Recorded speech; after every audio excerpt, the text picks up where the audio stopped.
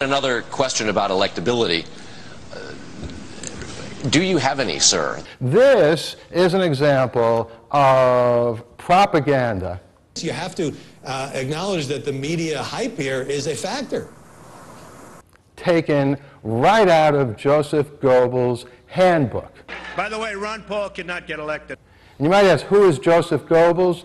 He was Adolf Hitler's minister of propaganda. What we do know with absolute certainty, however, is that Ron Paul is a paranoid conspiracy theorist. That was literally his title. And what Goebbels said is when you want to oppose someone, you don't just come right out face to face and have a debate with the person, because you might not do that well. Ron Paul is a dangerous man, while his domestic libertarian views are quite attractive. Goebbels was a very smart guy. He had a PhD from the University of Heidelberg. But they're not going to get the nomination. And so he was no dummy. Unfortunately, he uses intelligence for evil. He's consistent, sometimes consistently crazy. But one of the things that Goebbels says, if you want to undermine someone that you don't agree with, you try to make their supporters lose confidence in the person that they're supporting. And I'm sure you've heard your colleagues say he's not electable, he's too far outside the mainstream, his views on foreign policy, et cetera, You try to work underneath and make the person's supporters feel that it's a hopeless task, that they don't have a chance. The media doesn't believe that Ron Paul has a hoot and hell's chance of winning the Iowa caucuses, winning the Republican nomination, or winning the presidency. So we're going to ignore him.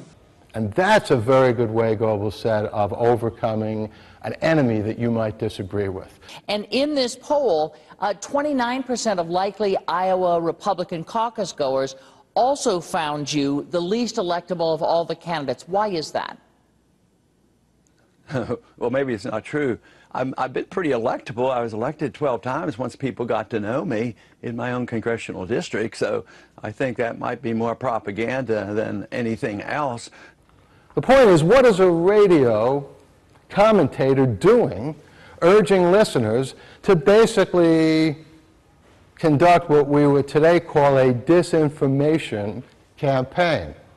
We are in the business of kicking candidates out of the race. Well, what Joseph Goebbels, Hitler's minister of propaganda, would call a propagandistic campaign. There is no chance on earth, this planet or the next, that Ron Paul could ever come close to defeating Barack Obama. So let's, just to sum up this part of it, here is what we have with the media misreporting of Ron Paul.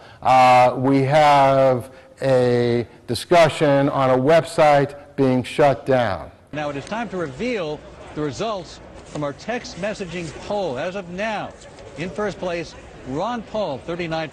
In second place, Mike Huckabee, getting 19% of the vote. Can I say something? And you want to say something? Yes, they're stacking the deck. That's the way they have it every campaign. He did not win this debate, period. All right, well, I'm just telling you what the results are. We have consistent either belittling of results of polls conducted either through the internet or through cell phones when Ron Paul does well.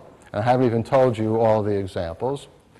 We have a radio talk show host urging people to call up and conduct a campaign of disinformation against Ron Paul. We have not only ABC doing this, but the Washington Post at one point, and Fox News as well, and not only directed against Ron Paul, but against Dennis Kucinich as well. So what's going on here? Why is this happening? I believe personally that I am gaining recognition in the campaign, and it's a threat to a lot of people. It's a threat to the military-industrial complex. It's a threat to the bankers, the big corporations who get all the benefit. It's a threat to the people who preach that we have to be in the world and be in all these countries. So I think it's big banks, big money, big corporations, and the people who want to be the warmongers.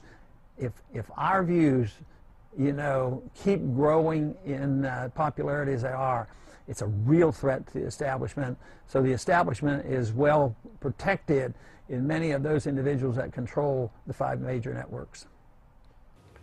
And again, you know, there are some people, probably many people in the academic world, who would say, well, what do you expect of Fox? But actually, I have a high regard for Fox. I don't agree with a lot of what they say, but I don't think that Fox is trying to systematically give false information. So why did Hannity and Combs do that? And even more so, ABC, I mean, when was the last time you heard of ABC being involved in any kind of controversy? The truth of the matter is, ABC News is, you know, pretty much off the map. You know, the NBC does far better than ABC does in the nightly news. So, you know, what's ABC's problem? I can tell you that had I discovered, for example, that Tancredo was being treated the same way that Ron Paul was, or Mitt Romney, or any of the other Republican or Democratic candidates, I'd be up here today giving this same lecture. Because the issue is not the candidate, the issue is the way the media has been reporting the candidate. But when you ask them what the problem with Santorum was, they always said, he can't get elected. I really like him, but I just don't think he can get elected. Because he was at the bottom of the polls. He's only 2 or 3% in the polls.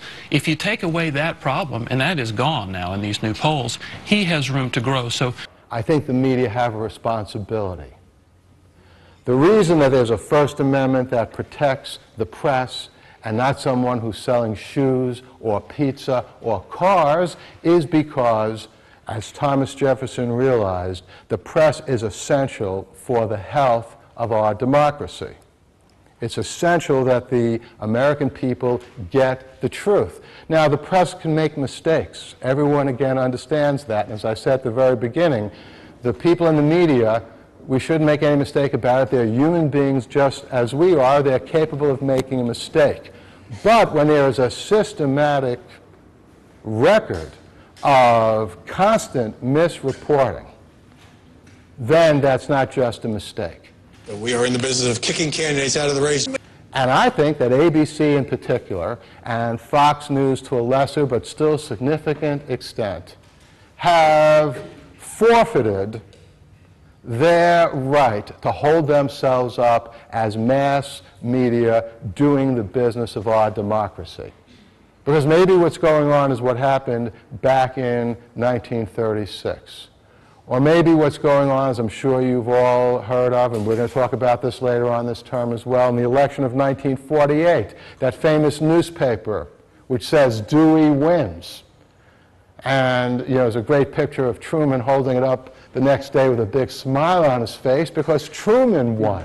So it's interesting that when even some of the major networks that questions my electability, when they do the polling and they pick out a candidate and do a poll against Obama, I did pretty darn well. I'm either first or second on that.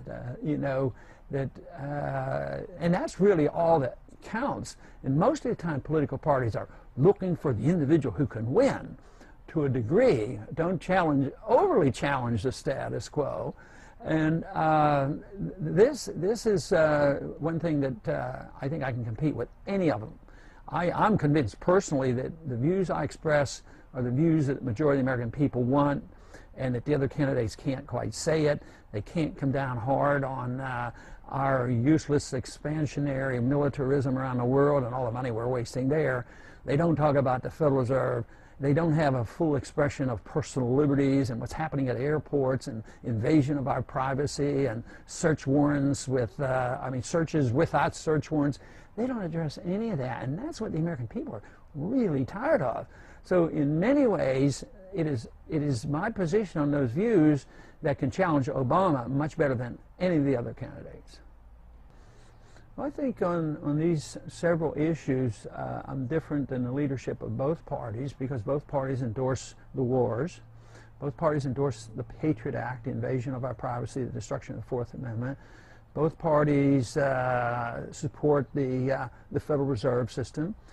But that's not the whole party, because the grassroots of the Democrats and the Republican Party and the Independents all want transparency of the Federal Reserve. But leadership-wise, and those people who are running for office, they don't want to rock the boat on any of these issues. There's too much invested in the military-industrial complex, and I think that's pretty significant.